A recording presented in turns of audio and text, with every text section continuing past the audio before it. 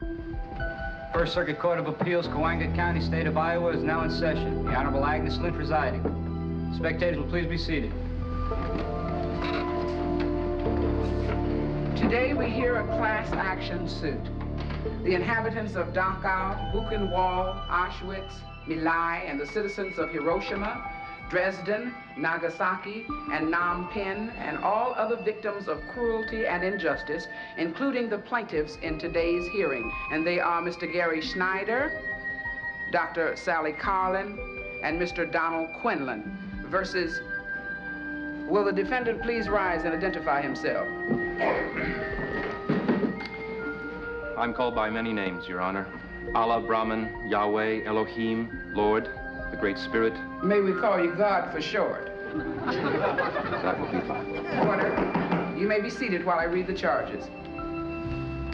The above-named defendant, God, is charged with cruel and inhuman behavior, with hypocrisy and deceit, with preaching love while practicing hate, with promulgating an ideal of justice while flagrantly violating it at every turn, with claiming to be the friend and benefactor of humanity while consistently making war upon it, and sadistically taking pleasure in the pain and suffering of said humanity. How does the defendant plead? My client pleads not guilty, Your Honor. Order. Order. Order. The issues before this court are very serious ones, and I'm sure that the jury will give it its full and undivided attention. Conviction, as you know, carries with it the death penalty. Prosecution may proceed. I agree with Your Honor. This is a matter of great importance. Put simply, the issue is this. Why does a God who says he is all-powerful, all-knowing, and all-loving create a world in which good people, through no fault of their own, are forced to endure intolerable pain and suffering? To delve into this question requires great intelligence. To face its answer requires even greater courage. Ladies and gentlemen of the jury, you have been selected because this court is convinced that you have both. Now, as my first witness for the prosecution, I would like to call to the stand Mr. Gary Schneider.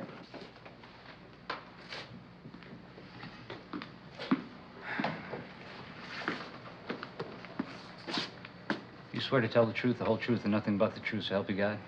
I do. Gary, would you classify yourself as a happy or an unhappy person? I'm afraid I don't win any prizes for happiness. What would you say is the cause of your unhappiness? When my wife got sick 16 years ago. How sick was she? Very sick. It was cancer. It took 15 months for it to kill her. What were those 15 months like? They were terrible. The pain was excruciating. And what did you do? What could I do? Me and the kids, we tried to make her as comfortable as possible. Let her know how much we loved her. And we prayed. We prayed up a storm. We asked God if he could show us some mercy to let us have her a little longer. I guess he was too busy to bother. How did the kids take it? It's tough. But they're great kids, and we stuck together and bowled our way through it. How are they doing now? Fine. I'm so proud of them. Why then do you say that you're unhappy? Is it because you lost your wife and you had to raise the kids without her? It's not that I lost her. It's the reason I lost her. That's what bothers me. Would you mind explaining that? Well, we lived in Fayetteville, 2 miles from the chemical plant. And 20 years ago, they didn't know what they know today. They had to get rid of the waste. So what do? They dumped it in the ground and contaminated our water supply. I knew there was a mistake. Hell, anybody can make a mistake. What bothers me is the thinking behind the mistake. Now, they knew there was a problem, but they decided it would be cheaper to compensate the relatives instead of taking the necessary precautions. I mean, can you imagine? I lost my wife. My children lost their mother because it was cheaper to dump the stuff. How do you feel about those responsible? I hated them until I met them, and now I just feel sorry for them. Anybody that puts money before people is just a poor excuse for a human being. How do you feel about the defendant in today's court? Who, him? Well, I try not to think about him. Why is that? It just gets me upset. I get mad. He's the one that made those stupid jackasses, so he's responsible for what they do. And I blame him with every ounce of energy I got. Thank you, Gary. Your witness, Mr. Braddock. Well, Mr. Schneider, would you consider yourself a good father? I try to be. Well, as your kids were growing up, did you ever have any trouble with them? Nothing to speak of. Nothing at all? Well, Angela was running with a pretty fast crowd, staying out late at night. And she was going with this guy that was not very good. Bad news.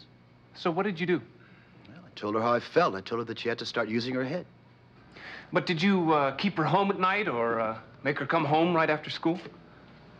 What good would that have done? So you allowed her to make mistakes? Yes. Was that difficult? Yes, very. Why did you do it? Because I'm her father. I'm not a policeman. I love her. I had to give her space. Did it work? Sure did. She learned from her mistakes. I knew she would. Now she makes her own decisions. Good ones. And allowing her space was necessary for that? I think so. Well, Mr. Schneider, I'd like to compliment you. I think you are a good father, a loving one. Your children have matured into responsible human beings. Isn't it possible, Mr. Schneider, that out of this awful tragedy of your wife's death came a very great good? What do you mean? Well, I mean that from it, you and your children seem to have learned to forget about yourselves, to really care for one another. And isn't it conceivable, Mr. Schneider, just conceivable, that the defendant in this trial had something to do with that? Bull! Now, if we grew, it's because we worked at it, and he had nothing to do with it. The bottom line is I was deprived of my wife, and my children was deprived of their mother, and he could have prevented it, and he did nothing. Nothing! Thank you, Mr. Schneider. No further questions. Order! You're excused. Miss Durbin, you can call your next witness. I'd like to call Dr. Sally Carlin to the stand, please. Dr. Carlin, would you mind telling the court what you do for a living? I'm a physician. I've worked for the United Nations Health Organization on and off now for about 14 years. In what countries? Biafra, Niger, Somalia, Kenya, India, wherever things are bad and people are starving. I've just come back from Cambodia. Tell me, are we making any progress? Are things getting any better in the third world? No. In much of the third world, 20% of our children die before their first birthday. Another 20% before their sixth. The cause? Malnutrition. It's exasperating. It's depressing and very unnecessary. What do you mean? Well, just what I said. There's plenty of food in the world, enough for everybody. The problem is those that have more than they need are unwilling to share with those that have less than they need. Well, then, is this a first world or a third world problem? It's both. The third world is filled with corrupt politicians and inefficient managers who feather their own nests while the poor starve. But they are kept in power by the present world economic system, which discriminates against the third world and enables the rich and powerful nations to take advantage of the poor ones. Compounding all this is the Soviet-American arms race, which bleeds everyone dry and doesn't increase anyone's security one iota. How do you feel about the communists? Barbaric. They sacrifice people for power, but we Americans were just as bad. We sacrifice people for our affluent lifestyles, and the people we sacrifice, the victims, in both cases, are the emaciated children of the third world. How do you feel about the defendant in today's trial?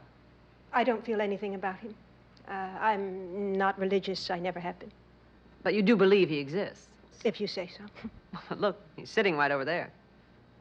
I see a man. I don't see God, who he is, and what he does is of little consequence to me, except when the rich and comfortable use him to prop up their shaky egos to justify what they do.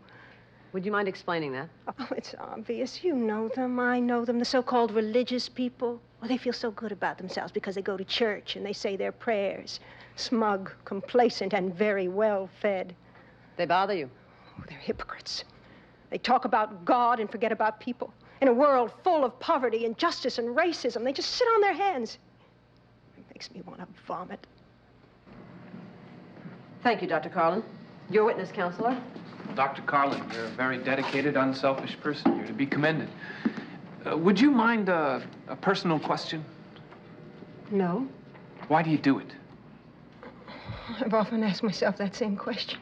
And? Well, my brother says I'm a masochist, and my sister claims that without a husband and children of my own, it's my way of feeling needed. Well, what does Sally say? Well, Sally, she doesn't know. Dr. Carlin, why did you return from Cambodia? Consultations. Well, the truth is my superiors think I'm close to burned out. Are you? I feel so helpless.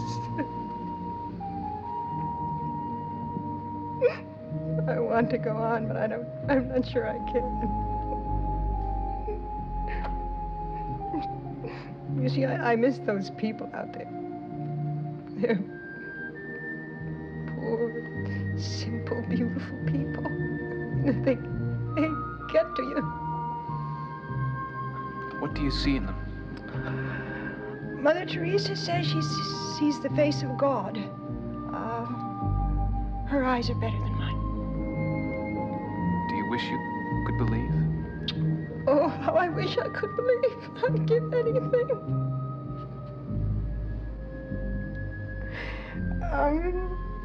A nun friend of mine said faith is a gift. Well, I haven't been given that gift, and I don't know why. Neither do I, Dr. Carlin. No further questions, Your Honor.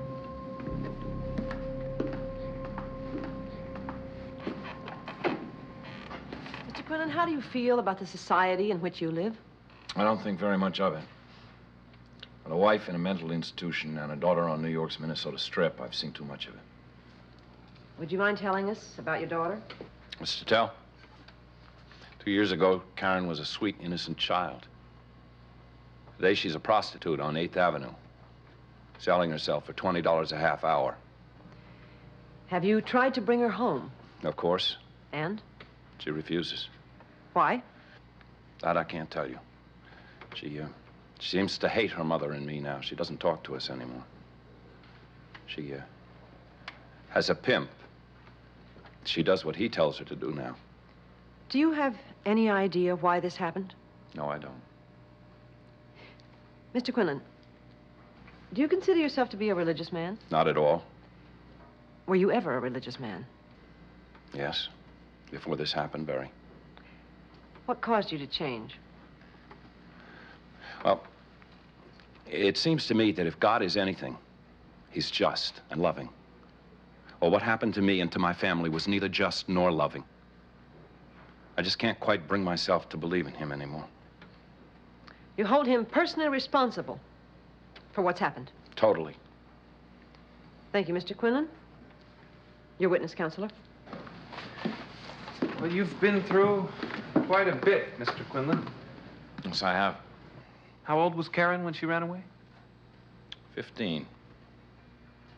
Did anything peculiar happen that year, Mr. Quinlan, that might have made her unhappy? No, I know. Was there any particular boy who might have been important to her? There was one. And what was his name? Peter Bledsoe. How did you feel about your daughter spending time with him? I wasn't too happy about it. Would you tell us why? No particular reason. Come on, Mr. Quinlan, you're being unresponsive. Answer the question. I told you there was no reason. Certainly wasn't because he was... Wasn't Nothing. because he was what, Mr. Quinlan? All right, if you must know. Look, I have nothing against people of color. Oh, what color was Peter Bledsoe? He's black. And I just didn't want Karen seen running all over town with him. People aren't ready for that here. They were starting to talk. So what did you do about it, Mr. Quinlan? What could I do? Sat her down. I tried to explain to her how things were in the real world. And? She wouldn't listen. She got angry. We quarreled. We never quarreled before that. And how did this quarrel end up? I told her it had to stop. I forbid her to see him again. And what was her response? She ran out of the house, crying. That was Saturday afternoon. She came home 3 o'clock Sunday morning. I guess that's when it happened. When what happened? She got pregnant. Karen got pregnant. Yeah. What did you do? I took her to Jeffersonville where nobody knew us. That's where she had the abortion. Nobody ever knew. Not even her mother. Is this what Karen wanted? No, it wasn't. Took me 2 days to talk her into it.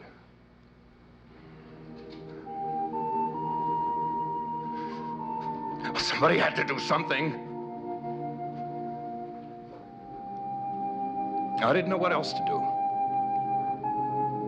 3 weeks later, she ran away from home. Do you feel any personal responsibility for what's happened to Karen? My wife blames herself. That's what brought on her nervous breakdown. I can't let myself feel that way. I have to be strong. Oh, so you blame her pimp and the people who patronize the Minnesota Strip? Yes, I do. I would like to strangle them with my... And you also blame God? Him most of all. Why is that? Because he shafted us. We didn't do anything to deserve this. You feel no guilt yourself? No. No, I don't. Thank you, Mr. Quinlan. No further questions, Your Honor. You may step down, Mr. Quinlan.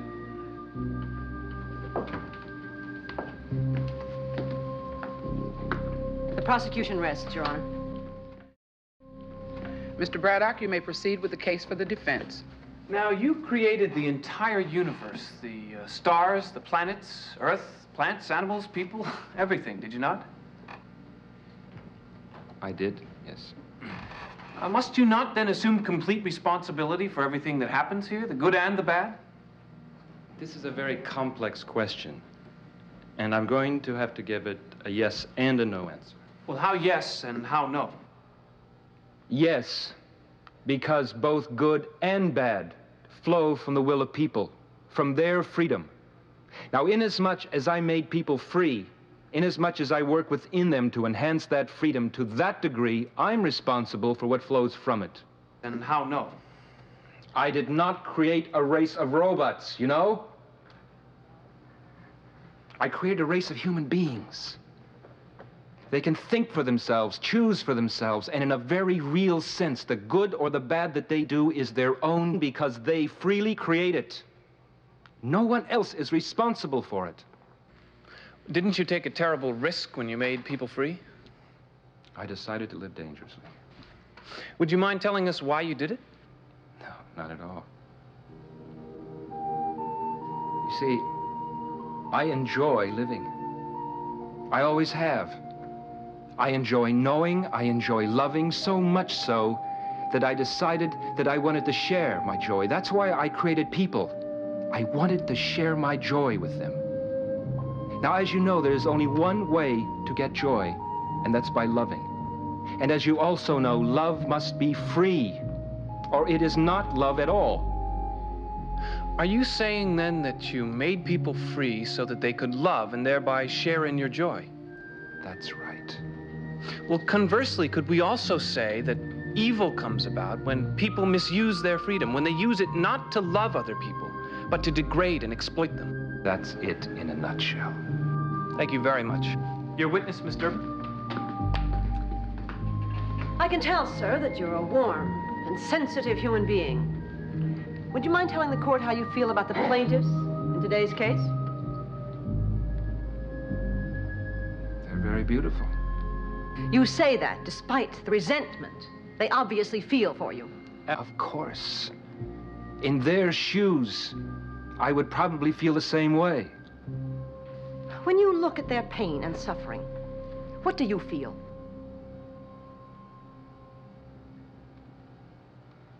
I feel a great pain in my heart. Do you feel any guilt? No. No, I don't feel any guilt. Do you think that I should feel guilt? I should think so. See, I can understand you're being hurt and angry at the way the world turned out. But I can't understand your lashing out blindly, arbitrarily punishing innocent people. I punish no one. You cause them to suffer. I allow it. I do not cause it. You're playing with words. The fact is, you could have prevented it. Yes, but in doing so, I would have to withdraw freedom, and I will not do that. You eliminate freedom, and you eliminate joy, growth, love, and all those wonderful surprises of which human beings are capable. Words, words, words, having nothing to do with reality. The fact is, innocent people are being hurt. They're being killed, and you're not doing a damn thing to prevent it. That's not true. I work within people, helping them to love. How inspiring. What a total failure you are. In your shoes, I'd be thinking of suicide. But you are not in my shoes. Did it ever occur to you that suffering gives all those who do not want to believe in me an excellent excuse not to do so? That is off the point. The point is, innocent people are being hurt, degraded, killed by the selfishness of other people. I find that unacceptable. I do too. Well, then what are you doing about it? I'm talking to you, aren't I? What does that mean? There's a lot you could be doing, Kay. They're not my responsibility. Then whose? Yours. The governments, the welfare agencies, churches. Ah, yes. Let George do it, let God do it. It's so easy to shift the burden. You seem to have forgotten. You're on trial here, not me. I know.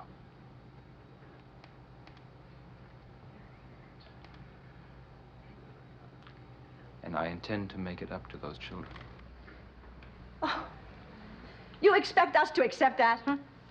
There's no justice now, but there will be. In that great heavenly payoff, in that big blue gas station in the sky. I'm sorry. I can't accept that. I find your answers insulting to my intelligence. No further questions, Your Honor. You may step down. Does the defense have any further witnesses? No, Your Honor. Would the prosecution like to address the jury? Thank you, Your Honor. Ladies and gentlemen of the jury, I'm sure you'll agree with me that the defendant in today's case is an attractive fellow. He's bright. He presents his case very well. All his talk of love, and joy, and freedom, it's very appealing. There's just one problem. It's a lie. You judge a tree by its fruit. You judge an artist by what he creates. A depraved, cruel, and inhuman world presupposes a depraved, cruel, and inhuman God behind it. It pains me to say these things. I also would like to believe in love, in joy, in happiness. But I have too much intelligence for that. And so do you. In conscience, there's only one way you can find. The defendant is guilty as charged. Thank you. Will the defense like to address the jury? Thank you, Your Honor. Well, ladies and gentlemen, we wrestle today with the mystery of human freedom. Now, as we've seen in the testimony today, human beings have the power to love or to hate, to inflict pain or to heal it. We can allow it to embitter us, or we can use it to grow. The decision is ours, no one else's. The truth is, human suffering is a human problem. Most of it can be prevented by human beings. And where it already exists, most of it can be remedied by human beings. It's so easy when we abuse our freedom and inflict suffering on other people, to project our self-hatred onto God and say it's all his fault. But that's a cop-out. The only honest thing to do is to open ourselves to God's love, to do our best to share it with our fellow human beings. This is the challenge which faces each of us. You can begin by finding the defendant not guilty. Thank you. Ladies and gentlemen of the jury, this case is now in your hands. Your responsibility is a heavy one. The defendant's life is at stake. Know that I and the people of this state have every confidence in you, and we will await your verdict.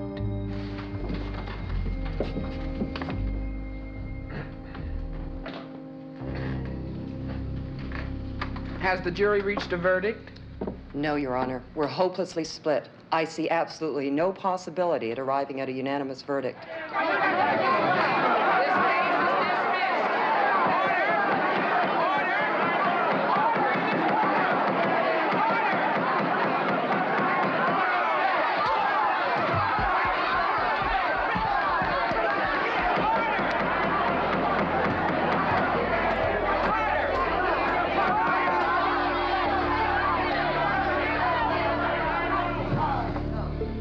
press charges? No. No, it's all right. It's all right.